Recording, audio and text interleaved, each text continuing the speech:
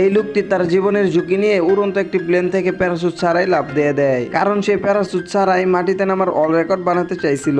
আর তাকে চ্যালেঞ্জটি কমপ্লিট করার জন্য মাটিতে থাকা এই জালটির মধ্যে সুরক্ষিতভাবে ল্যান্ড করতে হবে। যদি সে এই কাজটি জীবিত অবস্থায় সম্পূর্ণ করতে পারে তাহলে তাকে 50 কোটি টাকা পুরস্কার দেওয়া হবে। আর অন্যদিকে তার ভয়াবহ চ্যালেঞ্জটিকে লাইভে পুরো শহরকে দেখানো হচ্ছিল, এবং হঠাৎ করেই সে বুঝতে পারে যে তার বাঁচার সম্ভাবনা খুবই কম। তাই সে সাহায্যের জন্য চিৎকার করতে থাকে, আর তার চিৎকার শুনে একজন ক্যামেরাম্যান চলে আসে, এবং তার এই অবস্থা দেখে শহরের সবাই ভাবতেছিল যে সে আর এই চ্যালেঞ্জটি কমপ্লিট করতে পারবে না। কিন্তু তখনই তার 50 কোটি টাকার কথা মনে পড়ে। তখন ক্যামেরাম্যানকে ছেড়ে দেয় আর সুরক্ষিত জালকে সে খুঁজতে থাকে, এবং সে জালটিকে দেখার পর চিৎকার করে বলে 50 কোটি আমি আসছি।